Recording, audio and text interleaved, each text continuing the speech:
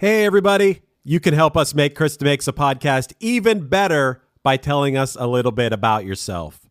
Go to surveymonkey.com/r/JDZ3HL7 for a quick listener survey. It only takes a couple minutes and it helps support our team. To show our appreciation, we're giving away 2 $50 gift cards to lucky participants every single month. Head to, go ahead and grab a pen, surveymonkey.com/r/JDZ3HL7 now for your chance to win.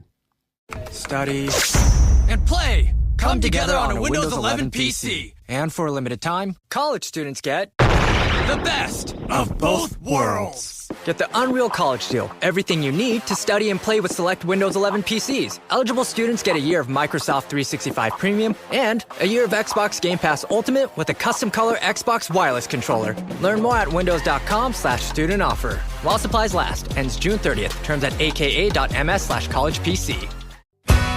So you're standing on a ledge. It looks like you might fall. Hey everybody, today's guest is guitarist and lead vocalist John Hampson from the Long Island, New York rock band 9 Days. And together we break down the writing, recording, and inspiration behind the hit single, If I Am, taken from their May 2000 major label debut album, The Madding Crowd. John's one of those guys I could talk to all day. We both love nerding out about intricacies within songs and lyrics, and If I Am has several. The initial chorus lyric John brought to the band didn't feel like a chorus to anyone else or producer Nick DeDia. However, in a cool twist of fate, the lyric didn't get shelved, as often happens when something is rewritten. It still ended up being put to use, and where it sits now in the song fully elevates it. There are instruments coming in at the wrong times. Yes, mistakes as they're usually called, that were intentionally left in the mix here. Their inclusion, bringing a realness and authenticity that can't be recreated. And this track has a string section that isn't buried behind the band. They're loud and sound so good. So for all this and another discussion about an EBO, stay tuned. Hey, hey, have you heard? Chris DeMakes a podcast. Hey, hey, have you heard? Chris DeMakes a podcast. Hey, hey, have you heard? Chris DeMakes a podcast. Hey, hey, have you heard? Chris DeMakes a podcast. All right, John, you're a repeat offender. Your first appearance here on the show was back on March 20th, 2023. I can't believe it's been over 3 years. For episode number 147 of Chris DeMakes a Podcast, when you were here to discuss, absolutely, Story of a Girl. And we were trying to connect, I want to say, last summer at Mulcahy's in Long Island, but I don't know, maybe you got caught up with work or family or something. No, I remember you guys were playing out there, and I don't remember what happened, but yeah, it was one of those. I had every intention of going and showing up, and then something, of course, happened. It always does. Well, that's cool. I mean, I probably, John, get to maybe 1 or 2 shows a year, if that, outside of touring in my band. So no feelings hurt there at all. We're going to talk about If I Am today on the same album as Absolutely Story of a Girl, which was The Madding Crowd. And you know, I guess every band has to have the other song, I guess. Would you call this your other song? Yeah, it is our other song. That's pretty much the way I put it. Yeah. Well, and we have one more. Yeah. Well, no, and I don't say that in a mean way, but I mean, absolutely, it was just so huge. That song was massive, as we all know. But this song definitely stands on its own. The album was released May 16th, 2000 on Epic Records, produced by Nick DeDia. And just like the other track, this song sounds amazing. I can't wait to comb through it here in a second. Nick's worked with everyone from Bruce Springsteen to Rage Against the Machine to Pearl Jam, and I could go on about his list of credits. But remind me of who mixed this record. Was it one of the Lord Alges? So we had multiple people do mixes. Nick DeDia initially mixed the whole album. And then, as you know, like a lot of times the labels are looking, well, if we're going to do a single, who's going to mix it? I actually just posted something about Chris Lord-Alge because he was the third person to mix Story of a Girl. And all the mixes were great, but there was a sound in my head, and without going too far down that rabbit hole, the snare was always wrong to me from the get-go. I might have mentioned that when we talked, but so I remember this is 1999, and my manager got a FedEx of Chris Lord-Alge's mix of Story of a Girl. He played it for me over the phone, and I was like, that's it. I just knew over the phone. I'm like, that's finally the sound that I've been waiting to hear. But for If I Am, Nick did the original mix, and Brian Malouf did the mix that's on the album. Okay, yeah, and as you know, a lot of them, they still do that. A lot of times you'll mix differently for radio. Sure, pop, they call it a pop mix. You want the vocal or usually the vocal a little bit louder. But this track, we're going back now 26 years, and it still sounds awesome. I've talked about that a lot on the show. This was around the time everyone was going to Pro Tools, recording digitally. You can't get a cleaner signal or file than that. And this, I've said this many times before on the show, that this song only sounds dated because I know how old it is. The production sounds great. Yeah, it's I've talked about this a bunch of times too. It's like there's something about music from right around that time period, the late 90s, that up until today, sonically, I don't feel like there's a drastic shift. If it's rock, it still kind of sounds similar, and you can't say that for pre-2000. If you were listening to music in the 90s and it was recorded in the 70s, it was so obvious that it was recorded earlier. Yeah, so abundantly clear. Even when bands try to sound retro or 70s, garage rock type bands, I still know it's from now. It's of course, It's so hard to emulate that. But yeah, around the time this record came out, Back in Black was 20 years. That record sounds great, but you knew it wasn't recorded in 2000. Right. That was Mutt Lange, and he did that record. So, but yeah, you're right. It's that all that music that came out at that time, like 2000s and stuff, it still sonically holds up. Mm-hmm. Where was If I Am in the writing process and the recording process when you were, starting to lay down tracks, and where was this in terms of, your favorite on the record? So this was the first song that we finished when we were recording the album. I remember Nick Didia, was, he said, let's just finish one. And that was the first one that everything was done. We got to hear it completed. I think the only thing that wasn't on there there's some strings on there that we had done a little bit later. So I remember, it's funny, this was our first big record. We'd done albums before, but it was always indie. It was always, low budget, and we were making a major label record. So, money was no object, I guess. But I remember listening back at Tree Studios in Atlanta, and I said to Nick, man, I can't wait to hear this when it's mixed. And he went, it's not going to sound much different.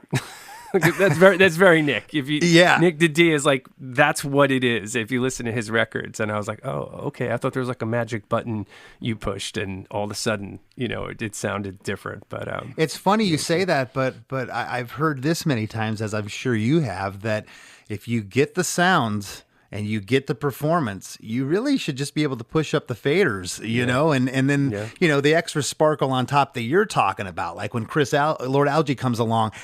I still can't explain that pixie dust that those guys do. I don't know why their mixes elevate, and they just do. Sometimes they hit you. You finally, as you said, heard the snare, how you'd been hearing it in your head that whole time.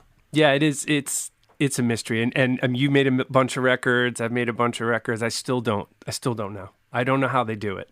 Whatever it is they do. I don't Compression. either. Compression is always the answer. But it's total mystery. And you watch those guys that'll put their mix videos out, and every single one of them says something different about compression. how they use it. Is it through the bus? Is it through tracks? I know. Like, Where is it in the chain? Where is it here? Right, And you'll hear him talk about all that stuff. But I think after that, it's just, and I truly think too that some of them don't tell you their secrets. Of course not. Not every magician's gonna show you their hand. If I Am was the second single from the album. It was released on August 29th, 2000. The song hit number 68 on the Hot 100, number 27 on the Billboard Mainstream Top 40, and number 20 on the Adult Top 40. Adult Top 40. That's, not everyone can get there, John. I'm not even sure what that means. You just rattled off some numbers I didn't even know. So I'm like, wow, okay, we were 20. That's pretty cool. What's really funny is that you were, young. Yeah, you were a young man at this point, and you're on the adult top 40. That had, that had to be a little strange. And I have to throw this in here because it was in the notes from our wonderful producer here, Chris Fafalius, co-host and producer. Chris said, this is his opinion, Chris Fafalius' opinion. As a longtime 9 Days fan, it was absolutely, in quotes, that got me interested in the band and made me want to get the CD. But If I Am ended up being my favorite song on the album. It's still a song that is in my everyday regular rotation. So there you go. Chris is a good guy, man. He is such a good guy. Thanks, Chris. It's official. But do you recall doing a demo for this? I know you said you finished it first. Yeah, well, for the record, we finished it. This, everything kind of ties back to Story of a Girl. And I don't remember which one I wrote first, to be honest, but I wrote Story of a Girl and If I Am very close together. I wrote a batch of songs that all wound up on that record in a really short period of time. And the actual demo for Story of a Girl, which we recorded in 98, we did 3 songs, and it was Story of a Girl, it was If I Am, and then there was another song that didn't make the album. And is that what you were shopping to labels? Yeah, that was, okay. Yeah. Again, all these are long story short things, but we'd been in a production deal for like 7 or 8 months, and it was killing us because with the production deal, it was sort of like whenever the studio was free, we'd get a call. Hey guys, it was the Power Station, which is known as Avatar at the time. I think it's back to the Power Station. So it was an amazing studio. We worked with some great people, but it was always like, we're out on Long Island with traffic. It's 2 hours, and it would be, you'd get a call at 9 a.m. like, all right, somebody canceled, get in here. You'd throw everything in the car and you'd head in, and not exactly inspiring.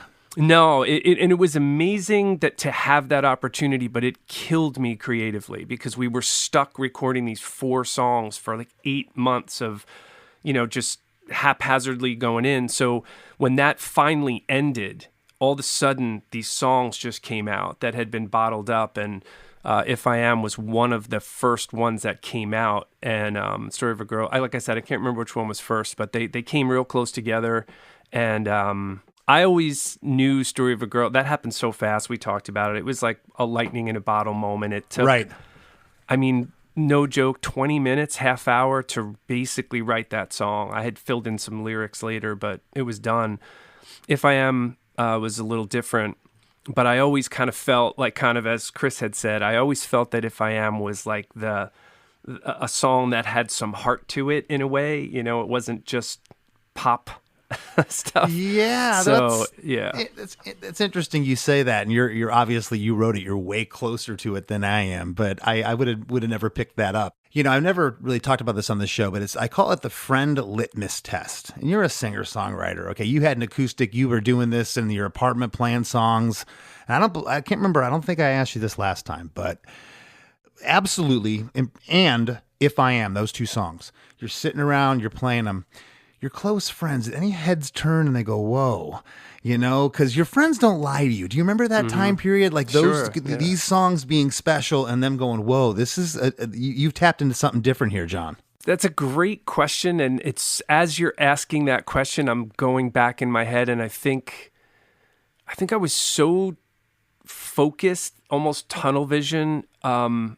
I don't really remember playing songs for friends as much as the band and then a show. Like immediately let's play this live and get that feedback. So I guess I didn't have any friends, but Well, I remember one time, and I don't know if you could relate, but I remember one time being at a party in Gainesville, Florida years ago, and we had just recorded a demo basically, but I thought it sounded good. I was playing it for people, and some guy got wind of it. This guy I went to high school with, and he wasn't really into hard rock, punk rock, anything. And I want to hear your band, man. So we go down in my truck, and I popped in, and he looks at me. I mean, just as honest as can be. He's like, man, you're really onto something here. Like, I think this is blah, blah, blah. And the way he said it made the light bulb kind of go, whoa, this guy doesn't throw out compliments, Yeah. So that's why I wanted to ask you if you went back, because sometimes we don't even know it as artists. We're just writing a song.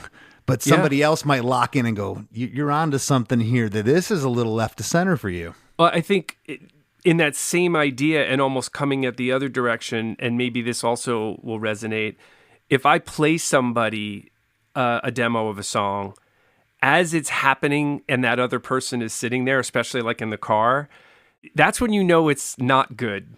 Right? Because you kind of go, you're like, as it's happening, you're like, ooh, I'm not even paying attention to their reaction. I just suddenly realize, oh man, this isn't any good. That was my father. I'd play him the song, be in a parking lot, and all of a sudden, halfway through the first chorus, he'd be like, ooh, I'd be like, what? And he's like, that woman almost tripped over there loading her groceries in the car. I'm like, ooh, he doesn't like this one. This is done. Yeah. Those tests are really important though, because they just, I don't know, it's validate's not maybe the right word, but it is. You are able to hear it out in a very different way than was just yourself. Well, yeah, and it's a no BS filter. If you have the right friend, and in my case, it was my father that just would say it straight up. I don't like this song. Oh, really? Jeez, yeah.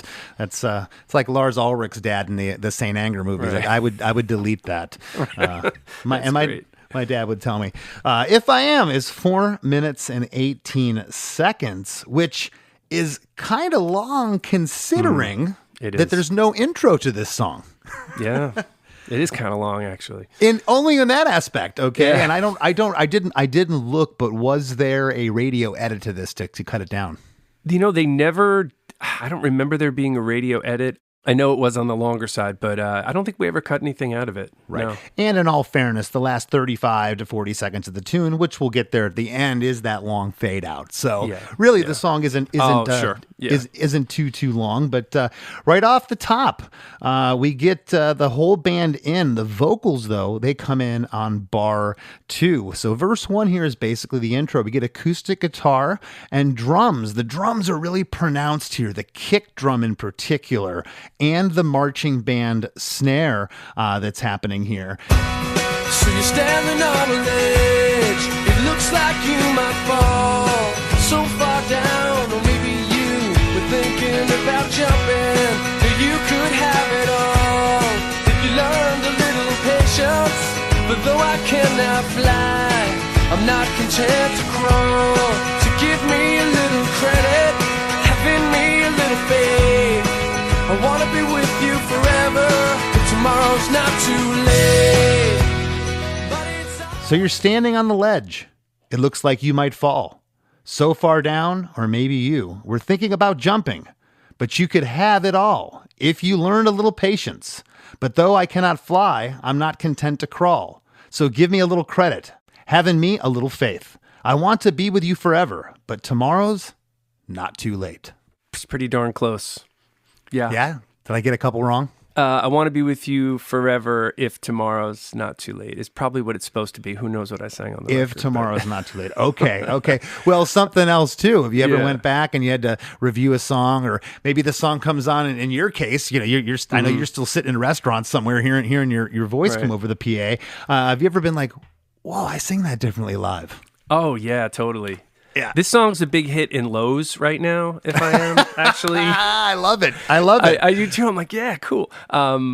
This song, I was 25, I guess, something like that. And I was just writing a lot from the relationship I was in, which is also a story of a girl. It's just, it's right in there. You could have it all if you learned a little patience. And that's really, all I wanted to do was be a musician, right? And and make it as a musician, whatever that meant, from the time I was a teenager. So, in my early 20s, I started dating this girl who I did marry, is my wife.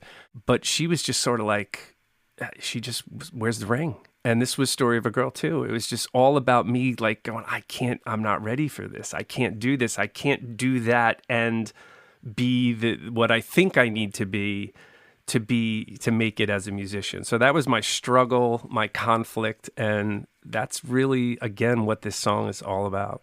That's so great, though. You and your wife are still together. Not a lot of guys in this business can say that. No, it's tough. As you know, and it takes. Yeah. It takes two special people, not only the guy or the person that's out there, but the one that's at home. And as time's gone on, I don't hold any remorse or, if I had ill feelings towards any ex in the past, because this is selfish what you and I went for. Yes, extremely totally. selfish. Just like, just got the phone call. I'm heading out the door. But that's what whether that is what it really is or not, that's what we believed. It had to be that way. That's it. That was the only way you were going to make it. So 100%. Totally selfish. And everything went to the wayside. From sleep to everything else. There's some really cool things in this song. I don't even know, John, if you're aware of, or when's the last time you listened to If I Am? Good question. Okay, so it wasn't this morning. No, it wasn't this morning. I should have prepared. Damn it. Yeah, you don't get up and listen to your own music, John? Jeez, what's wrong with you? Well, a couple really cool things. There's a guitar panned off to the right that comes in on the second half, but before it does on the first half, between if and you, so on the lyric, but you could have it all if you learned a little patience. Between if and you, panned off to the right, you hear like hand noise on a guitar, like a little bit of noise that was left there.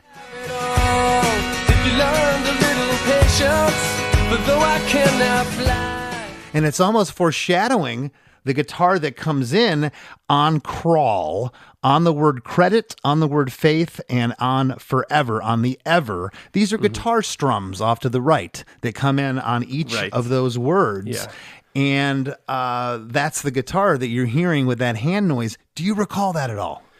Yeah, so with 9 Days, but Brian and I did, Brian's the other guitar player in the band, we would be panned pretty hard. He would always be on the right, I was always on the left. Okay. Sometimes, like if it was an acoustic part, that might get panned up the middle. But Brian is super creative, always came up with really great parts. And with this particular song, I know Nick, and a lot of songs on that record, Nick DeDia, really was kind of like, having us try some different things out. And what you're talking about is Brian just hitting those chords, and that would have been a total Brian and Nick DeDia thing. That was him getting ready for the take. It was what most people would call a mistake, but it was left here. I know Chris Lord-Alge, I know Nick heard it, somebody heard it, but it was left, and it's those little things that, my gosh, I want to try to leave in further, like newer recordings that I do. It's hard to do. You got it on a grid, and every time it comes by, you're like, I know that shouldn't be there, but live it would be there. Right. Well, it's another example of, like you were talking about, judging it based on somebody else listening. Nick was so good at keeping things in there that made it real, and we trusted him. I mean, he made amazing records, so we would just kind of go, okay. If Nick's saying we're just going to do it. And that we needed that, though. That's one element of a great producer. We needed somebody to tell us, no, leave that. I absolutely love it. I think it's genius. But again, it was just, it could have been muted. It could we could not even be talking about it right now. I love that it's there. This same drum groove with this marching band snare, I'm calling it, continues into pre-chorus 1. It's not too late. But it's always too late when you got nothing, so you say. And you should never let the sun set on tomorrow before the sun rises today. But it's always too late when you've got nothing, so you say. And you should never let the sun set on tomorrow before the sun rises today. Probably my favorite lyric I ever wrote right there. It's it's like college poetry, but that is my wife, my girlfriend, then girlfriend at the time, just like she wanted that security, you know. And her line was, if you just give me this, I can kind of let you go do whatever you want. But I was reluctant to take that chance. And that's where it's like, it's always too late when you have nothing, so you say. You know, that's sort of her take on things. And mine is, you know, don't let the sun set on tomorrow before it rises today. Just don't, you know, we're not there yet. Don't give up is basically what it is. Okay, it's interesting. That's your favorite lyric, because I zoned in on those last two lines there. I was like, "What do you mean there?" And you should never let the sun set on tomorrow before the sun rises today. So I guess what you're saying is, let's see how the day unfolds before we get ahead of ourselves. Yeah, basically, it's exactly it. And I've told this story many times. I was out with my kids when they were young, maybe I don't know, 8 or 9 years old, and there was one of these like teen sort of kid, like not really a library, but like this cool place where like kids could go hang, and there were books and, you know, maybe video games and stuff in this downtown area by my house where we would go. And my son went into the bathroom, and they had basically done it up with lyrics all over the wall, just handwritten all over the walls of it, you know, trying to be cool for kids, I guess. And that lyric was on the wall. Oh, wow. Never let the sun set on tomorrow before the sun rises today. And I was like, I made it. No, what a cool feeling. It was super cool. Yeah, I was pretty blown away by that. That was an awesome little find. So it was cool. Yeah, I've we'll see. You just said your kids are young. My kids are at that age, 9 and 8 right now, and they still think what I do is pretty cool. But I'm waiting for that to turn. Well, my kids are 22 now, so this was a long time ago. And don't worry that they're still going to think you're cool. Okay, I hope I hope so. Got a lot of stuff happening here in pre-chorus one. A new guitar arpeggio joins off to the left. Bass guitar comes in here. The acoustic guitar, it kind of sounds like it's more panned here off to the left as we get into the pre-chorus. And a new lead guitar is almost right up the middle here, maybe around 1 o'clock in the panning. On The Sun Rises Today, it's just vocals over the band ringing out there. I got a cool delay on the word today that you say there that launches us into chorus one. The band stops on Before the Sun Rises Today. And as that's ringing out there with that vocal, John, something else. Whoever played the tambourine is getting ready to play the tambourine in the chorus, and you can hear the tambo rattle there. Do you recall that? That was probably me. I would play a lot of the tambourine parts on there because as the acoustic guy, it's all right hand, so I would match my own strumming. I'm going back through pre-chorus one. I'm going, where is the tambourine? Where is it? And I'm like, it's not here, but he's getting ready for it. The chorus, it's at the very end. Again, could have been muted. I'm assuming Nick's leaving it there for that realness factor, yeah? He's leaving it. Yep, that's Nick. It's so cool. I'm picking up on those things in songs now, and it just geeks me out. I think it's cool because I just know how easy it is to mute stuff these days. And those little happy accidents that used to happen on those records in the 50s, 60s, and 70s. Oh my God, yeah. There's so many. I know, right? And you can Pro Tool everything out now if you want. So it's yeah. Well, and you ever heard that where they went back and lined up Zeppelin or Beatles recordings and they'll tune everything and it sounds weird, man. Yeah. Totally. It'll suck the life out of it. Well, pre-chorus one, we launch after that word today with that delay, and it launches right into chorus one. Before the sun rises today, if I am another waste of everything you dreamed of, I will let you down. If I am only here to watch you as you suffer, I will let you down. If I am another waste of everything you've dreamed of, I will let you down. If I am only here to watch you as you suffer, I will let you down. Okay, so there are some words left out of that idea. So you have to kind of take the jump with me. You know, it's really, if you think that I am only here to make you suffer, well, I'm going to let you down, right? I'm not going to do that.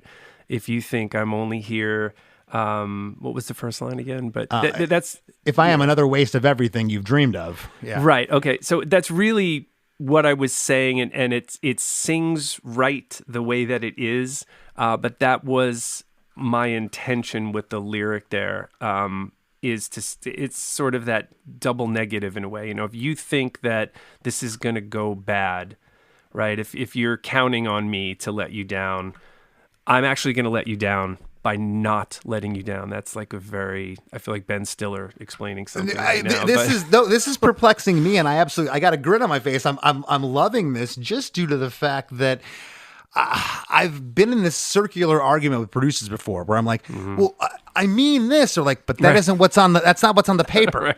No one's going to get the kid in Omaha is not going to get it. So did that ever come around? I think the lyric's awesome, but it kind of is almost a little vague.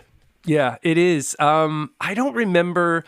I will say this with Nick Didia, that is, he didn't mess with lyrics too much. There weren't many conversations about lyrics.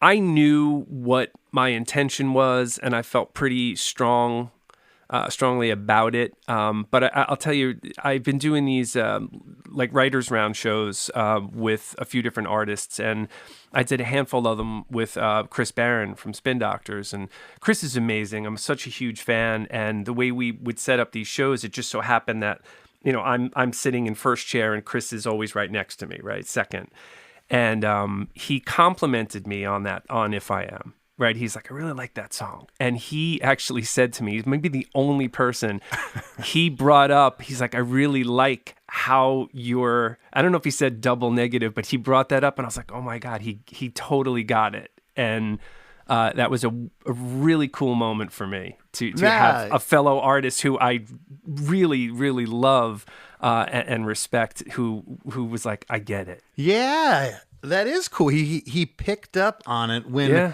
It kind of went over my head in a way. I mean, not in a way, it did. Having you explain it here to me, now I can look at it a little differently. We get harmonies on If I Am, the first harmonies in the song, on the first one and the second one here.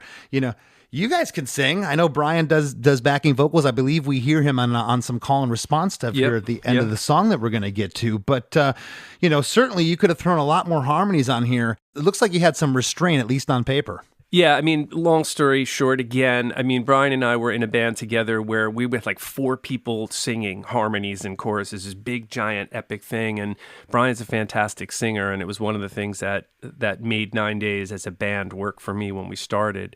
So we generally kept it to just he and I harmonizing. There is a third lower harmony in this chorus, but it's tucked in there. Yeah, it sounds like I didn't know if that was a double on your lead vocal or not there. I couldn't tell.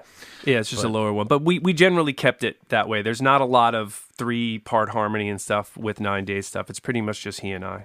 Yeah, you can go out and cut it live, which I know you guys can. If I Am, the am runs under line 1 up to the word everything, and when it happens again, it runs up to the word as. Watch you as you suffer. Drums, bass, acoustic guitar off left, playing lead, and there's a guitar off right, playing chords and riffing. I hear tambourines and shakers here in the chorus. And on the last line, I will let you down, the band stops and rings out on down. And we get a nice little drum fill to take us into an 8-bar post-chorus. We don't have an intro in this song, so I'm calling this a post-chorus re-intro. Drums, bass, acoustic, and a new guitar lead melody. And it sounds like a low B3 is growling here as well. Yeah, for sure, yeah. This guitar, when you get to the solo later in the song, it made me feel like, you know what? This is almost an 8-bar guitar solo. Like it's a little guitar solo before we get to verse 2. This doesn't sound like a re-intro. Talk to me a little bit about this. We were rooted in, bands that had guitar solos. That's sort of where we came from. And I know for a little while there, guitar solos weren't cool. It was a 4-letter word in the late 90s. It was bad, certainly, and you weren't allowed to play well. But we still had that, and again, Brian just that was just something that I remember bringing the song into rehearsal, and we put it together, as a band. And, I don't remember the specific moment, but it was like, I think probably because it started with the vocal at the top. It was like something needs to breathe for a second here. And that's what it is. I think if you continue that chorus, because the chord progression, the first couple chords are the same, leading into the verses, and it might have sounded samey. You needed to break it up with that guitar lick. The other thing, every time I say guitar solo or guitar lead, I'll say it like maybe 2 more times. It's a different sound. It's not exactly copy and paste of all of them. It's a little bit different, especially the last one. It gets really shrill in the last chorus, and I like that too. It's not like here's the same sound coming in again. I think it works really well here. I will let you down.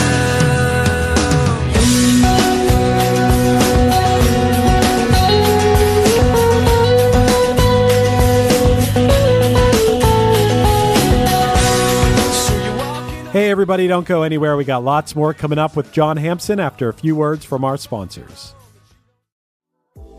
Hey friends, Chris DeMakes here. If you love Chris DeMakes a Podcast and you'd like to help us continue bringing you great episodes each week, please take a minute to check out ChrisDeMakes.com. That's where you'll find our Patreon. Our Patreon supporters get instant access to hundreds of episodes of The After Party, our weekly bonus episode that people have raved to us about for years. You can also get ad-free, early releases of each week's episode of Chris DeMakes a Podcast, as well as unedited video versions of the show. Even if you're not sure if you want to sign up, you can go to ChrisDeMakes.com and sign up for a free account. We'll throw you a free preview episode here and there. We can't thank you enough for all the support. And if you have a few extra bucks and you want to help us keep the lights on, our Patreon is the way to do it. Head to ChrisDeMakes.com to learn more. Looking to elevate your music career? DistroKid is a digital music distribution service that enables musicians to distribute their music to online stores and streaming platforms such as Spotify, Apple Music, YouTube Music, Amazon, Tidal, and many more.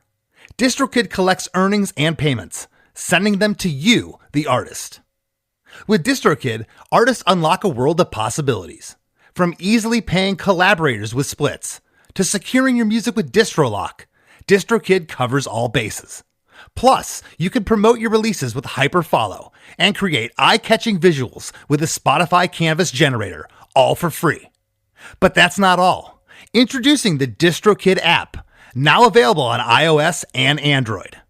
Artists can manage their releases, view streaming stats, and withdraw earnings, all from the palm of their hand. And for those looking to perfect their sound, check out Mixia. With its simple interface and customizable mastering options, artists can make their music sound polished and professional within minutes. And don't forget about Instant Share, DistroKid's newest feature. Share large files securely with collaborators, producers, and more, ensuring your music streams at the highest quality. Ready to take your music to the next level? Download the DistroKid app and explore their suite of tools today. Plus, listeners can enjoy 30% off their first year by visiting distrokid.com/VIP/DeMakes.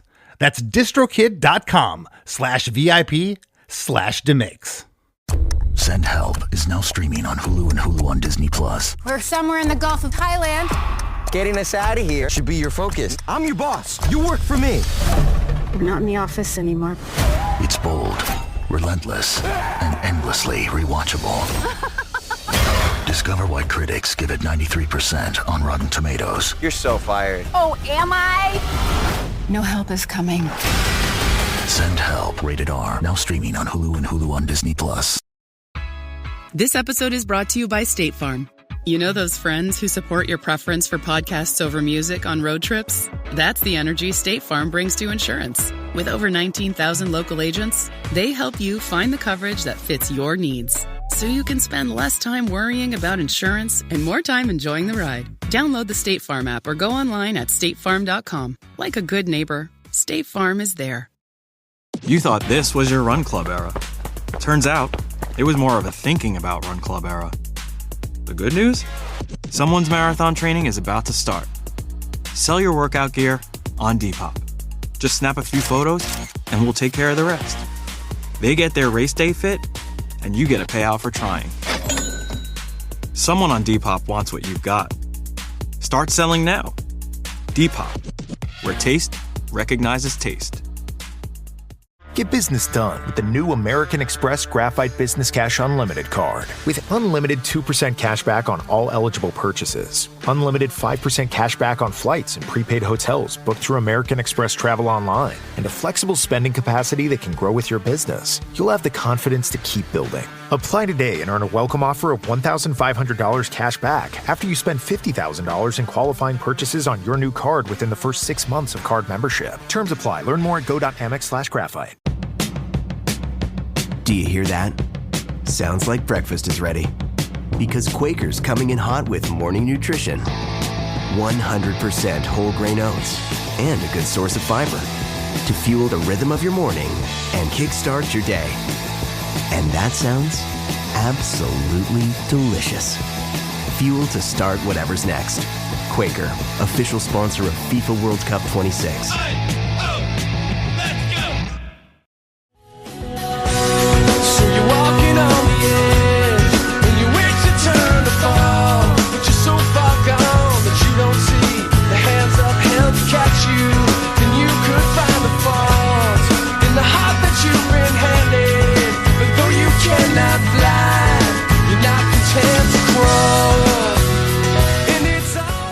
So you're walking on the edge, and you wait your turn to fall.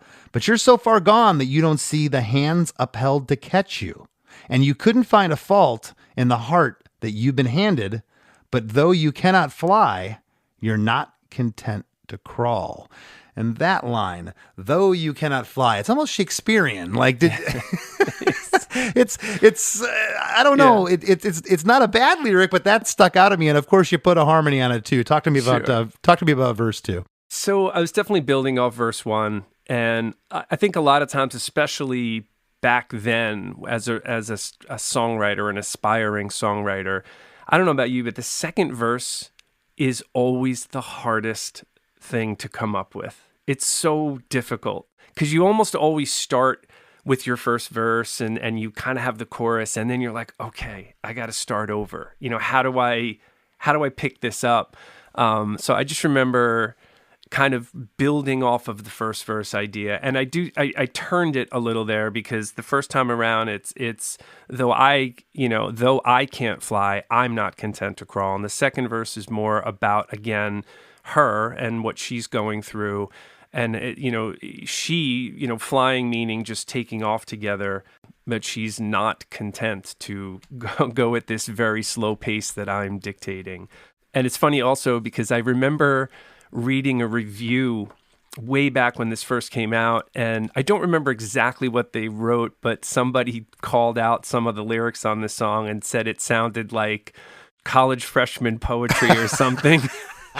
And I was like, well, they're not really wrong, but that's the best I had. That's what I had. So, hey, you know what? As you know, we take those reviews with a grain of salt. Oh yeah, they are what they are. Not to get too personal here, but before we go any further, is this song still relevant to you and your wife today? In certain lines or certain things, because it's way later now. You sure. Kids and life, and I know you're in a different place. Yeah, no, it's really funny. I just did a couple of shows, and I did a small run with Better Than Ezra, and my wife came to the last two shows, and it was just me doing an acoustic thing with a percussion player. So a lot of the set is setting up each song and talking about them. Sure. And so it's really fun to have those moments when she'll be in the audience and I'm talking about these songs I wrote about her and our experience at this point almost 30 years ago, right. Which is just mind-blowing and weird. But they're relevant only in that I really remember writing this song. I remember sitting in my room. I can still picture it with that notebook and sitting, with my guitar and coming up with the chords and all that. So I'm always able to draw on that. But the lyrics themselves, we're so far past all of it. It's like we're just in and it's just sure, life. Sure. Yeah. I guess I meant more just like the history of the song. Yeah, absolutely. And just everything about it. From it's still part of your life. It's your livelihood. Well, this is a big song for you. I don't have this conversation with many other artists, but the fact that we are together and that we did get married and she's there. She's in those songs. And I think that's so special. How many guys come on here and they go, "I was about a girl in college." Right. I introduce Story of a Girl, and I'll tell the story about how I wrote it. And then, at a certain point we do, the audience will sing along, and then I always make them sing 3 times because that's rock and roll protocol. Sure. That. Everything has to happen 3 times. But before the third one, I'll say, "Oh, and by the way, I married her." And the funny thing too is if I had said that, 26 years ago, there might be some, from some of the young ladies as the singer in a rock band. But now everyone's like, "This is so wonderful." All the promotion and marketing people will advertise labels. Shh, cut that bit. Exactly. Gotta cut that bit out of the show. It's such a different reaction now, and it really is cool. I love that. Well, verse 2, this verse is 16 bars. It's not 24 bars. I love the second line of the verse, "and you wait, you go up there," and it gives it a lift that I feel we need in this second verse. I also like that it's 16 bars. It's shorter. Right. It's a little bit more immediate. We get that harmony on "Turn to Fall," and we get the other harmony on "Though You Cannot Fly." Drums are playing straightforward here as opposed to verse 1. Bass, acoustic guitar, a great arpeggiated guitar panned off left, a guitar right, playing strums on the 1, and a super high-pitched Rhodes or Leslie. Do you recall what that is? It's almost like the Stevie Wonder, like it's super high. It's probably a Hammond kind of pulsing on something. Okay. Probably. I'm not even sure. I know Jeremy's playing a piano line in there too that sort of not arpeggiated, but these single notes kind of going through that. I thought that was strummed guitar. That's piano. That's cool. Dun, dun, dun, dun. Yeah, that's a piano. Awesome. Okay. Yeah. So there's a lot going on. Little things, threaded through that for sure. Well, because we had that re-intro with that guitar solo, the verse is a little shorter, and we're already into pre-chorus 2. And it's always too late when you got nothing, so you say. But you should never let the sun set on tomorrow before the sun rises.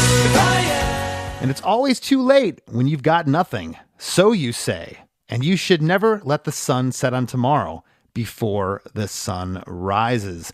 The word "and" is different here. You use "but" the first time. And before the sun rises, the last line, there is no today there. Otherwise, this has the same lyrics as pre-chorus 1. Those "ands" and those "buts" can sometimes be interchanged. That's just the way you sang at that particular time. But sometimes it means something. It has to be "and" or "but." And do you recall why this one was "and"? Yeah, definitely. It is a very purposeful minor switch. It's just, literally the grammatical definition of using those two different words. It's before it was like, well, okay, this, but this, and this time around it's and this. It's in addition, it's more forceful, it's more direct, and I'm pushing. I knew this was a little more calculated from the English teacher. Yeah, for sure. Totally calculated. And then again, it was always like, I always feel like songs you have to keep changing little things, I'm really bad at repetitive anything. Even just the chorus of this one, "If I Am," is I change it from... God, unless I'm singing the song, I can never remember my own lyrics, but we'll get there. But another waste of everything you've hoped for instead of dreamed of. Exactly. Little things make a difference. And I always felt that way when I was writing songs. And I wasn't going to do another hold dramatic pause before the chorus. It was like, let's just keep going. The train's running now. Keep it rolling. So that was kind of the idea with this pre-chorus. Well, and I've talked to a lot of, us singer guys, band guys, and it seems like most of us have a ADHD or whatever you want to call it, where our brains are going a million miles an hour. And it's, sometimes that plays in here and it drives me crazy because I can analyze and but for hours, just trying to figure out what I want to sing there. And to the point where I'll obsess over it overnight. I get to the studio the next day and the producer's like, dude, it's and why? What's your deal? And the whole band's looking at you like you're crazy, and you're like, okay. Well, a couple more things here in pre-chorus too. The drums are playing more straightforward with the bass. That arpeggiated guitar panned off left is now nice and loud with more gain on it. It's way bigger here, and the back half has strings come in, and then we get a shh sound on Tomorrow, like this crescendo that brings us into chorus 2. I am another waste of everything you hope for. I will let you down. I am only here to watch you as you suffer. I will let you down.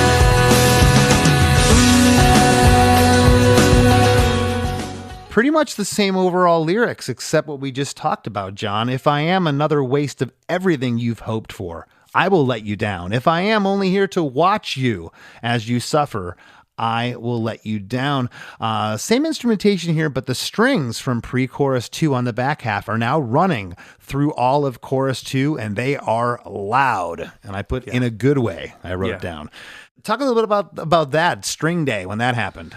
So we weren't present for it. I remember Nick sent out the song, and we talked about kind of what we wanted and what we were looking for. And I don't remember. Again, we weren't there, but they recorded the strings, and then I finally got to hear them. God, I don't remember when I finally got to hear the strings. It might have been when we mixed, which would have been considerably, weeks and weeks later. But I was excited to have real strings on a record. I couldn't wait to hear it. And I loved what it did. It just was kind of epic, and the song is dramatic. It has that earnest feeling and vibe, so the strings fit. I was just really excited. I absolutely love strings. I could tell these, with at least to my ears, they sounded real. Didn't sound like synths. But you can get into Barry Manilow territory real quick with strings, and it could totally schmaltz something up. Was there any concern of that? Or they sound awesome here. So when you first heard them, was the vibe like, oh my gosh, this has lifted and elevated the song? Yeah, I felt that way. I mean, I agree with you. It's one of those things. Again, you're going back quite a while, and just the idea that you could have real strings on something. You listening to records your whole life, and you hear that, and you're like, oh my God, we're gonna get real strings on this. So I was really excited by that, and I loved it, and I loved the strings on there. I thought they came out awesome. And like I said, they're loud. They're not shy about it in the mix. That's great, and I've always been that way. I'm like, okay, we put this ragtime piano part in there. It's like, turn it up. I know we don't have it live, but turn the darn thing up. I feel the same way. It's like I've worked with guys that the mix, everything seems like it's just a little hidden, and I never understand it. It's like, if you're putting it in there, I want to hear it. Otherwise, you take it out. Yeah. I know we're not totally going agree. I know we're not going to do it live, but whatever, man. Deal with it. I want it on the darn record. Yeah, absolutely. Well, coming out of chorus 2, we get into, this is interesting. It's a 14-bar guitar solo. What the hell were we thinking? It's weird. It tucks down on those last 2 bars to get into the bridge, but this is a guitar solo. It's not too far removed from that post-chorus reintro solo. Yeah. Lead guitar's super loud, different tone though from earlier, which I think's cool. There's also an organ running here before we get into the bridge.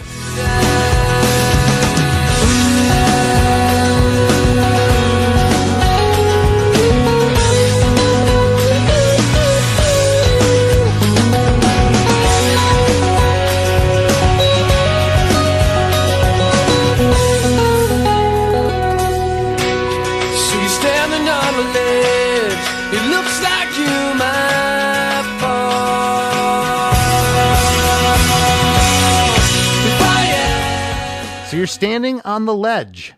It looks like you might fall. Is that you or your wife? It's her. Or both? It's her. Yeah, she's, that's how you sing about your girlfriend back then, like, don't do this, don't leave. It's super dramatic, and, it's just the conflict over hanging in there. Just hang in there, we'll get there eventually, and that's what that's all about. This bridge didn't need to be more than it is. It's just the acoustic guitar. We get filtered drums, tambourine, and a high-pitched organ here. We get a build-up on the word fall. The bass gets nice and loud there and plunky for a second before we get into chorus 3. And chorus 3... basically, the first part of it is chorus 1. We go back to that lyric of everything you've dreamed of, and then it goes all the way till I will let you down. It's the same overall instrumentation, but the guitar lead is here. It's very present in the mix, as are the strings. And then we get into a second half of the chorus, and the lyric changes here. Yeah. That's scary in pop songwriting. We know this. It's like we're going to go to more information here. Let's talk about that. Did you ever have the chorus doubled with the same lyric and you felt like you needed more, or was this there from the onset? All right, so this is the first time I'll probably, not that it's like some mind-blowing thing, nobody's going to care, but I'm going to care. You'll care. That's why we're here, and I love this. I get to talk about it. That was the original chorus. Whoa! Yeah, the original chorus when and here's the funny thing, I brought this song into rehearsal. We used to rehearse a couple days a week. We'd go to the studio, and we'd book like 12 noon to 4, and a couple days a week we would just work on new songs. Like, what do you got? That was it. And I brought this song in, and the band would kind of learn it, and it would be like, okay, this is the change here. Here's what I'm hearing, and so on. And that was the original chorus. And I knew once the band was playing it, I'm like, this doesn't work. And the chorus that's there now, I came up with almost on the spot. I said, this isn't the right chorus. Give me a minute here. And everybody probably, went off and did whatever for a half hour. And I wrote that chorus, but I loved that part. I loved the lyric, and I was like, this is going to go as an outro. So that's how that happened. The part, I'm going to read it in a second, but this is a little more wordy, a little more heady than what ended up being there. But I think what ended up being there had to be a little, I hate saying this to another songwriter, but dumbed down. I don't know another word. No, you're absolutely right. And it's why I knew. I was like, when the band started to play it, I'm like, this is it was too much. It was too many words. It wasn't a chorus. And I didn't know it. I didn't know it until the band was playing it, and then I knew this is not a chorus, but it means too much, and I just was like, figured out how to, I'll put this on the end. There's my outro. I've never heard that before. I've heard some maybe on the show like, the second verse and first verse I flipped because I felt the second verse is more relevant, but I don't recall anyone being like, this was... I've had people say there was a different lyric that ended up getting axed, but typically that lyric doesn't ended up getting used. I love how you used it here. If I am another waste of everything you dreamed of, I will let you down.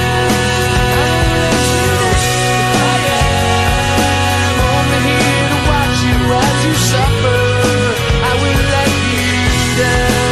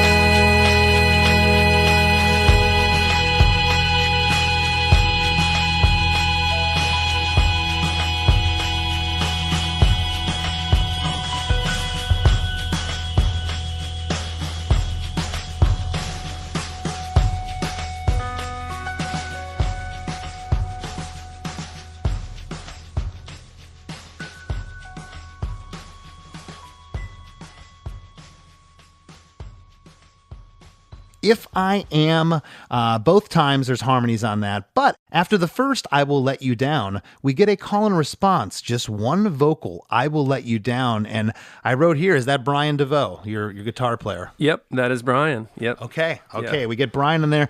It sounded different than you. I did not think that was you.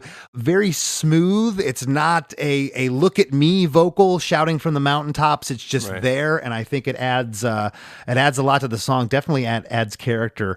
And then the second half here, If I Am, it sounds like Brian's doing that first one there. Yeah, we probably did. Yeah, no, I think you're right. I think he does do that. I know he does that answer. Yeah. Yeah, and I wrote here, this is the true post-chorus. Yes. The first one was just it's almost like an 8-bar guitar solo. I won't even call it the post-chorus, but this is your first post-chorus. And here's the lyric, If I Am, the answers we find are never what we had in mind. So we make it up as we go along. We don't talk the dreams. I won't let go tomorrow. We won't make those promises that we can't keep. Yeah, it's close. That line sounds weird. We don't talk the dreams? What? No, it's actually, you don't talk.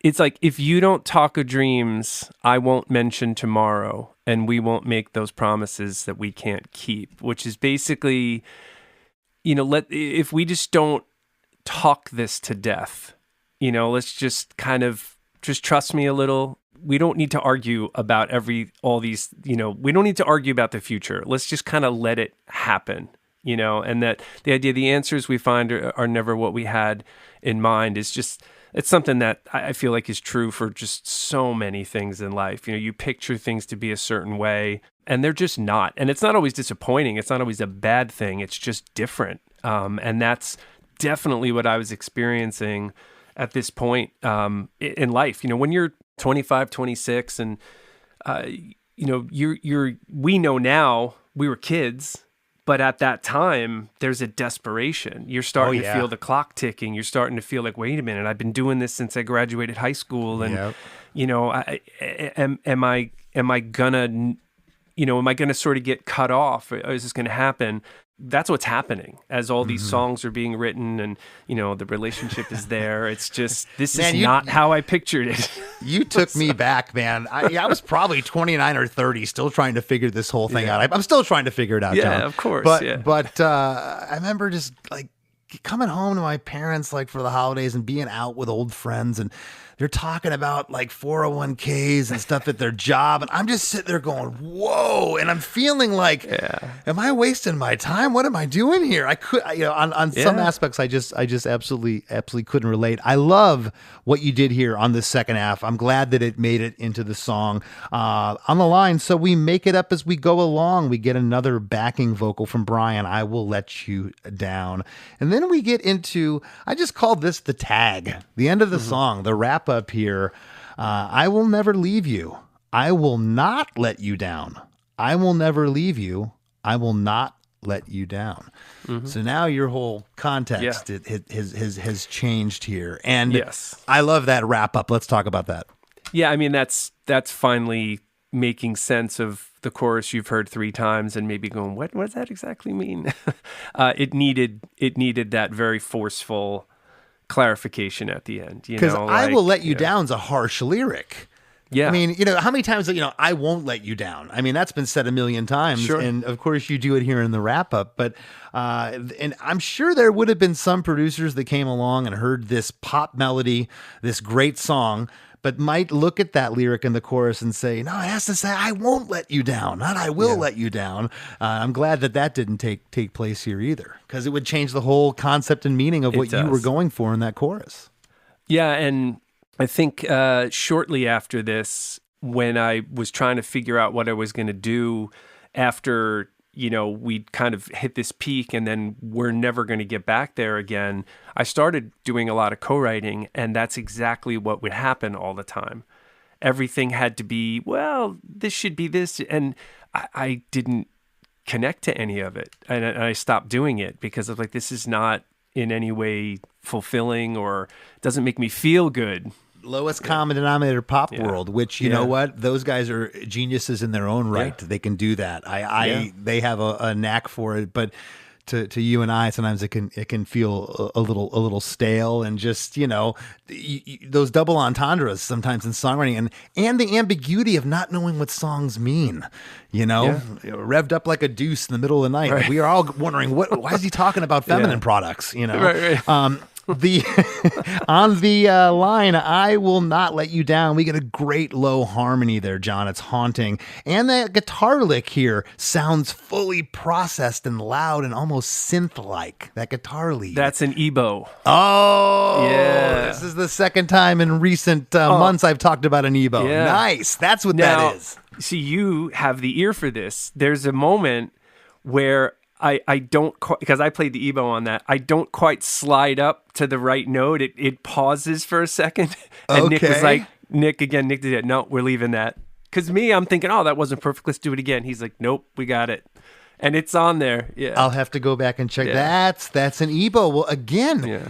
the lead guitar of this, it could have been the same all three times, and we just never would have had a conversation about it, and that would have been what it was. I still think the song's a hit. I don't think it changes it. But the fact that the lead lick 3 different times, especially at the end here with that EBO, it's crazy sounding. Yeah, it's like there's actually harmony on the EBO too, and then there's the strings. We stacked a lot on that at the end, but it was a lot of fun. That's awesome. And we get another harmony on I Will Never Leave You. And then you're alone on the last line, I Will Not Let You Down. The band stops on I Will Not and rings out over 30 bars of that marching band snare groove with instruments fading and coming and going in and out until the song completely fades out. There's a little piano run in there at the end that sounds like some other hit from the 90s. Did you mimic that? No, what song is that I'm thinking of? I don't know. I thought you threw it in there to just be tongue in cheek. At the very fade out, there's like this piano. Yeah, it's some pop hit. I don't know if you guys would have done that, but it reminded me. We would have. We totally. I'd love to take credit for it. I just don't remember. Yeah. I honestly don't remember whose idea it was to do the fade out like that. I'm trying to remember if it's on the demo like that. I don't even remember. The fade out's really interesting for a hit pop song single. Okay. Yeah. And because this goes on, like I said, for like 35 seconds, and there's just stuff coming in and out. But I like the way that it feels like it's kind of falling apart, even though you gave us hope with that last lyric. It's just still kind of winding down. It doesn't really resolve. Right. And I love that. I love not resolving things. I love tensions and chords and hanging things like that. And that's something that over the years I have had producers go, dude, can you just for once, not put that weird tension note in there? So I know I loved that because it doesn't resolve. And the song is not a resolve. The song is hang in there. We'll get there. So here you are 30 years later, and it's not resolved yet. Well, it is resolved. We're still in it. That sounds terrible. Yeah. No, that's awesome. And again, congratulations on that. I love the fact that you wrote a song 30 years ago about a love interest that you're still with, because we don't hear that much in bands and whatnot. I think that's great. Well, you recently did some shows with Better Than Ezra, you were mentioning, and you released a new single called Drop of Doubt. Let us know what's going on with you, John, before we break here. Yeah, I'm just still love making music. I record all the time. I write all the time. And for various reasons, it's kind of tough to get the whole band to agree on making a record. Maybe you know what that's like. I don't know. Yes. So with Drop of Doubt, it's a song. I have so many songs, but it's just one. I recorded all of that at my house. And I just liked it. I think it's something I think all of us understand, and maybe you do this too, like if I'm writing a song, if I'm in the process of recording it or just threw it down on an acoustic guitar, I will listen to it incessantly, constantly. Okay, is that right? Is that right? Like you said, the ands and the buts and getting all that stuff right. And but then once it gets released into the wild, I just kind of don't listen to it anymore. So I had a bunch of songs, and I really loved Drop of Doubt. I just liked the song. So I just decided, you know what, I'm not going to wait for the band. And I went up to a friend of mine as a studio up in upstate New York, Justin Gwip. And we tracked drums and I reamped a couple guitar things, and that was it.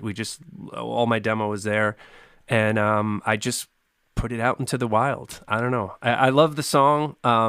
It's pretty simple, and if you listen to it, so again, talking about song arrangements, it goes into like this almost second half of a song about a minute and a half in, and I never came back to the chorus. Nice. And I liked it that way.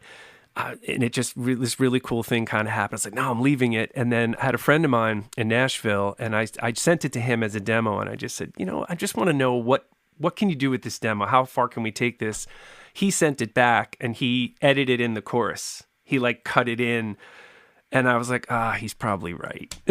So I acquiesced on that one, and I said, okay, fine, I'll do this. I knew that like what I was doing was probably no one was going to like it but me. So, man, I'm still waiting to write that coda where I don't have to go back to the chorus, to where it's like, that's so cool. Yes. I haven't figured it out yet, John. No, I keep trying. And everybody's like, what are you doing? I know, and sometimes it sucks because you wanted it from your heart to work out, and you wanted the producer to come and go, dude, it's perfect. I like the ambiguity. I like how it doesn't go back to the chorus. Right. But of course he didn't. No one ever says that. Yeah. And he didn't even tell me. He just sent it back, and I listened, and at first I was like, oh, that's weird. I don't like it. And then I kept listening. I'm like, you know what? Yeah. He's right. Yeah. Here's the edit, you idiot. And you're like, yeah, exactly. Well, John, man, thank you again so much for being here today. And hopefully we get to hang next time I come to Long Island. Or I'll come to you. But listen, it is truly an honor. I really appreciate you having me back to do this. This is really fantastic. I appreciate it. Song. There's enough to go round here, picking it up off the ground here, falling down from your atmosphere, 9 miles high and we're still climbing, taking flight, yeah, we've both been cleared like UFOs, who knows what's real? I ain't told you I love you yet, but there ain't a single drop of doubt left. Hey everybody, I hope you enjoyed that conversation with John Hampson. The song you're hearing right now, this is Drop of Doubt from John. So go check that out wherever you stream music. And don't go anywhere. We got the band you might not know coming up. And I even kept John a little bit longer because I wanted to fill him in on some of the other songs that were on the charts when If I Am was on the Hot 100. And we got the rap coming up, all that good stuff after a few words from our sponsors. Do you like music, learning about good music, and laughing at bad music? Well, I have the show for you. I'm Chris DeMakes, a podcast producer, Chris Fafalius, and my One Hit Thunder co-host Matt Kelly and I are 300-plus episodes deep into revisiting one-hit wonders to decide if they deserve a second listen or should stay safely buried in your memory. We give every artist a fair shot, roast them when necessary, and when a band or artist is actually really good, we officially certify them Thunder, and maybe someday we'll even get around to sending out those notarized certificates. Basically, it's an incredibly fun music podcast, so smash that subscribe button on One Hit Thunder wherever you get your pods. Tomorrow morning is knocking. Stock your fridge now. How about a creamy mocha frappuccino drink? Or a sweet vanilla? Smooth caramel maybe? Or a white chocolate mocha? Whichever you choose, delicious coffee awaits. Find Starbucks Frappuccino drinks wherever you buy your groceries. Chronic migraine is 15 or more headache days a month, each lasting 4 hours or more. Botox, onabotulinum toxin A, prevents headaches in adults with chronic migraine before they start. It's not for those with 14 or fewer headache days a month. It prevents on average 8 to 9 headache days a month versus 6 to 7 for placebo. Prescription Botox is injected by your doctor. Effects of Botox may spread hours to weeks after injection, causing serious symptoms. Alert your doctor right away, as difficulty swallowing, speaking, breathing, eye problems, or muscle weakness can be signs of a life-threatening condition. Patients with these conditions before injection are at highest risk. Side effects may include allergic reactions, neck and injection site pain, fatigue, and headache. Allergic reactions can include rash, welts, asthma symptoms, and dizziness. Don't receive Botox if there's a skin infection. Tell your doctor your medical history, muscle or nerve conditions, including ALS, Lou Gehrig's disease, myasthenia gravis, or Lambert-Eaton syndrome, and medications, including botulinum toxins, as these may increase the risk of serious side effects. Why wait? Ask your doctor, visit BotoxChronicMigraine.com, or call 1-800-44-BOTOX to learn more. This summer, FanDuel is the best place to bet on goals, with new ways to score all tournament long. What kind of goals? All of them. Including equalizers? Yes. Volleys? Yep. Dainty chips over the keeper? Pretty much any goal you can think of goes further on FanDuel. So, let there be goals. All customers can win up to $25 if USA has one shot versus Paraguay. 21 plus in present and select states. Opt-in required. Must wager in designated offer market. Max wager $25. Restrictions apply. See full terms at FanDuel.com/sportsbook. Gambling problem? Call 1-800-GAMBLER or 1-800-MY-RESET. Ryan Reynolds here from Mint Mobile. I don't know if you knew this, but anyone can get the same premium wireless for $15 a month plan that I've been enjoying. It's not just for celebrities. So do like I did and have one of your assistants switch you to Mint Mobile today. I'm told it's super easy to do at mintmobile.com/switch.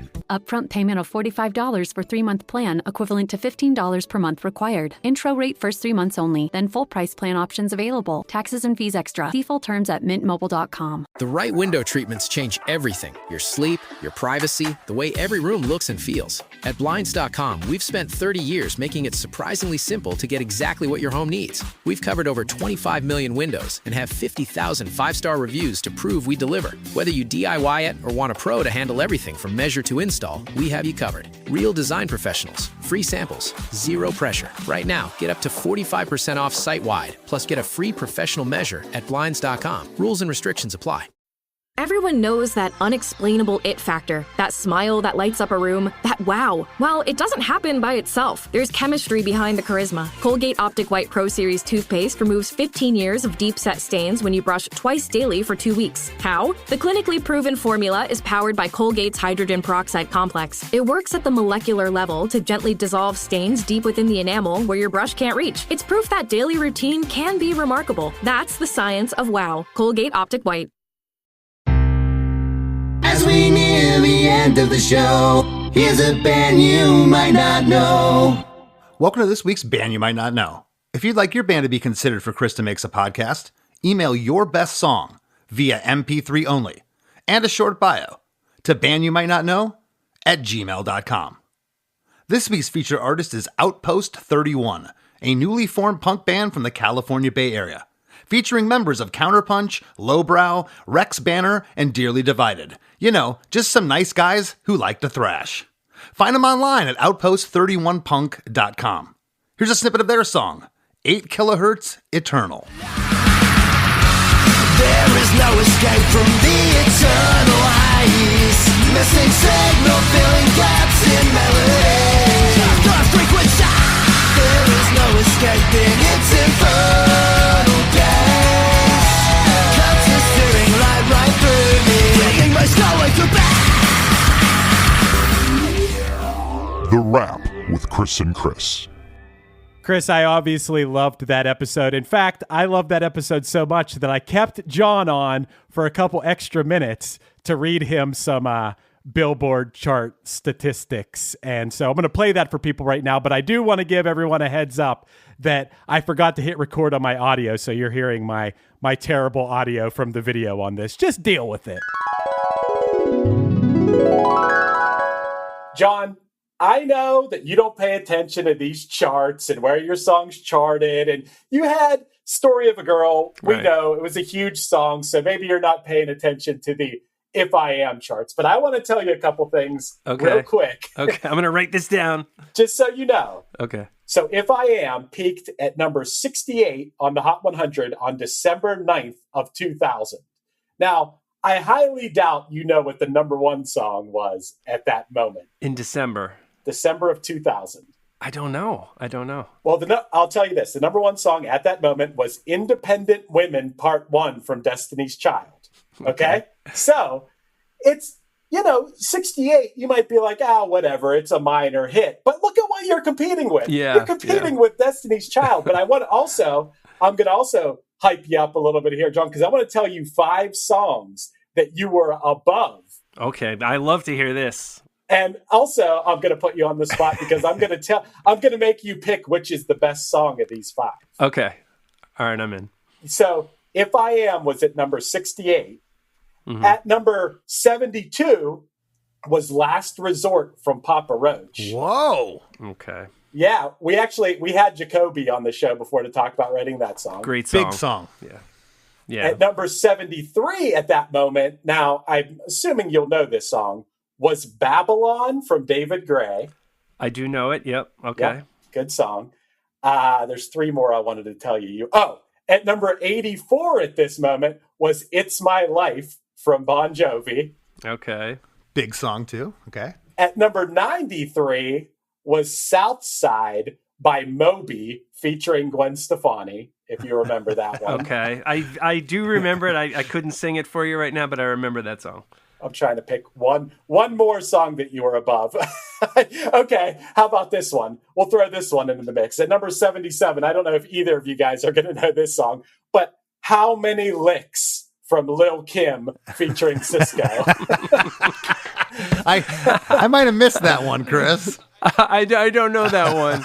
I was immediately thinking of Tootsie Roll Pops, right? I mean, yes, it does interpolate how many licks does it take till you get to the center of the But of those 5 songs, John, before we let you go, what do you think is the best of those 5 songs you were above at that moment? I'm going to go with Papa Roach, Last Resort. It's a great rockin', perfect rock song. It's great. And listen, I'll take 68. You know, I'll take whatever number all day long.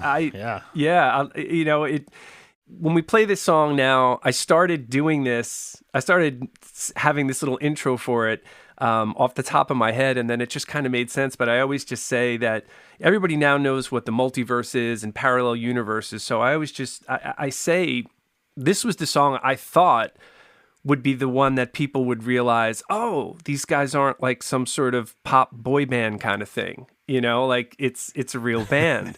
So I always just say, but from this moment that we're playing it, we're now in the universe where it was the hit, you know, and it wasn't Story of a Girl. And it's funny because the audience, I think, like they're kind of like, oh, okay, cool. Yeah, let's go to this universe and let's play along. And they cheer like it's the biggest hit they've ever heard in their lives. So it's a nice moment that we all get to share in the multiverse. So, and this is part of my multiverse now. So thank you. Chris, that was a lot of fun. I'm sure you'd agree. John's one of the nicest guys, and I loved that episode. Yeah, me too. He gets it. There was a lot of things in there just had me chuckling. You know, the fact that he's an English teacher, and you know, we were getting into the nuts and bolts of the ands and buts in songwriting, and I love nerding out on that stuff. Yeah, I think it's really cool that this song has John's favorite lyric that he's written in it. I think that is so cool to be able to look back on something you wrote decades ago and still be proud of it. And I love the story about it being on the wall at the place where he's taking his kids, you know? Yeah, I mean, very rarely is someone a muse in their song, someone that's the object of their love, their obsession, whatever you want to call it, that you know, they end up being with 30 plus years later. And I think that is just so cool. Dude, you guys talked about it, but like the struggle of being in your mid-20s and trying to balance a relationship and being in a touring band. And you said it, like, what we do is selfish. We're going out there trying to be successful in the world of music, but I don't know, man, maybe I'm just thinking on a different level. I also think that, like, in a way, it's not selfish. I think music's important, and you know, I don't know, but you are right. I've always said I was never the one sitting home, waiting for my loved one to come back. I was always the one, and as you know, even the boring times on tour, there's still something going on. You're driving around in a van, someone's snoring, someone's talking. You know, there's always ambiance. But when you're sitting home listening to the seconds tick, that could be tough. Yeah, that's true. You guys also got into, and I've experienced this so many times, when you play someone else your song, when you play someone the song in the car, and now you're hearing it while sitting next to someone else, you're hearing it through their ears. That's the true test of whether you like the song or not. You hear it differently than when you're listening to it yourself. Yeah, and if it's the right person or group of people, then you know you're getting an unfiltered response. I use my dad as he'd tell me straight up, I like this song, I like that part. I don't really get this. And not that their word is the be all end all, but it's something to take stock, to take notice of. I definitely think that if you can listen to your song while sitting next to someone else and still enjoy it when you're experiencing it through them, then you're probably on to something. You're probably, it's true. And I've had both experiences. I've had the experience of like, oh no, this doesn't sound as good to me now. And I've had experiences where it's like, oh, I still like this. This is still cool. I'm still proud of this. So it's definitely a weird thing. It's funny when you talked about the chorus of this song, that I don't know if double negative, I guess double negative is the right way to put it. He's the English teacher, he would know. But he said that what he means is, if you expect me to let you down, then I'm going to let you down. Like, if you expect to be let down, I'm going to let you down because I'm not going to let you down. That like kind of blew my mind because I wasn't thinking about that when I listened to this song. Yeah, no, and really either was I. And then you talk about, and we, or John and I talked about how sometimes the producer will come in and say, no, you gotta, for lack of a better term, dumb it down or make it this. And he, I like when songwriters, they hold on to their art, their poetry. They're like, no, this is what it is. And I don't care if anybody gets it or not. And you know what? Sometimes it doesn't matter. Sometimes it does matter. Sometimes that sells the song. But again, we've talked about this a million times. There's no blueprint for a hit song. You can try all you want. There's people trying right now, but sometimes it just happens. Yeah, lyrically, this is on a little higher level. If they would have been with a different producer, they might have insisted, no, you have to say, I won't let you down, because people will get that. It's just interesting to think, but I respect sticking to your guns when it comes to your lyrics, because it means something. Yeah, I truly believe, Chris, not every lyric has to be like spelled out just bluntly. You should be able to take your own interpretation away from lyrics. Yeah, I'm sure. And some of the silliest, dumbest lyrics that don't mean anything are the most popular ones. So there's no right or wrong here. There's not.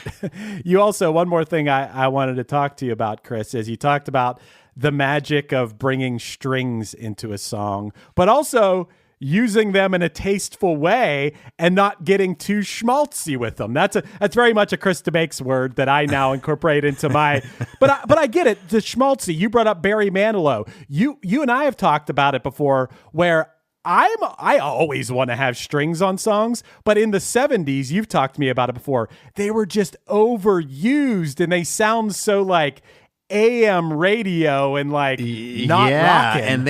and they can soften something up, and not in a good way, and this song already has a soft rock quality to it. Do you bringing in strings, you just never know. And like John said, it works magnificently here. It's awesome. It does. It's a nice combination of the strings and the ebow at the end and the additional vocals coming in. It really kind of ties a bow at the end of this song that makes it pretty magical, in my opinion, because you brought up in the episode, I insisted you tell him this in the episode, but I freaking love this song. This song is a part of my everyday life. I have a playlist I always just hit shuffle on. This song is one of those like 900 or 1,000 songs that are a part of my life soundtrack. And so this episode was especially special to me. Absolutely. No pun intended. Yeah, that's right. And I didn't even ask you before we started rolling, Chris. Is there a review going today, or are we moving on? What do you got? Oh, I got a review for us. Yeah. As usual, we ask that you go, whether it's Apple Podcasts or Spotify, wherever you listen to our podcasts, and you can leave a review, leave us a review. Preferably 5 stars. In fact, if you're not going to leave 5 stars, don't leave a review at all. That's right. Don't even waste your time. Don't even waste your time. Leave us those 5-star reviews. Well, I have one of those today, Chris. This one is from Florida is Sinking Podcast, who gave us 5 stars and wrote Easter Egg Podcast, and followed that up with, every episode I listened to, I learned something new about the song I didn't know before. It blew my mind to find out Aaron Barrett sang backup on Superman. It's nostalgia and new all wrapped into one. Keep it up, guys. All right. Well, thank you. Was it Florida is Sinking? Florida is Sinking podcast. Gonna have to check out that podcast too. Absolutely. Well, thank you. Keep those reviews coming and head over to ChrisDeMakes.com. That's where our Patreon's at. You can get bonus episodes of the After Party, Defeat DeMakes, and all kinds of good stuff. ChrisDeMakes.com. And I want to thank this week's guest, John Hampson, for sitting in with us. And we'll see you next week. Are you one of those media strategy people clicking through slides, scrolling spreadsheets? Yes? Good. This is for you. Because on Spotify, there's an audience that's different, locked in, loyal, invested. They're called fans.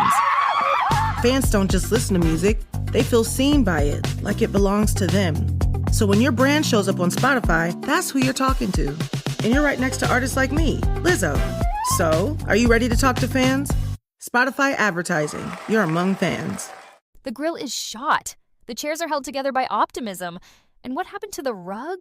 Sounds like your outdoor setup is not ready for patio season. Fix it all with Wayfair. Shop Wayfair for grills, rugs, furniture, and more. With 20 million 5-star reviews, room of choice delivery, and expert setup on qualifying orders, it's never been easier to do more for less. Get 10% off your first eligible purchase. Hurry to wayfair.com or download the app now.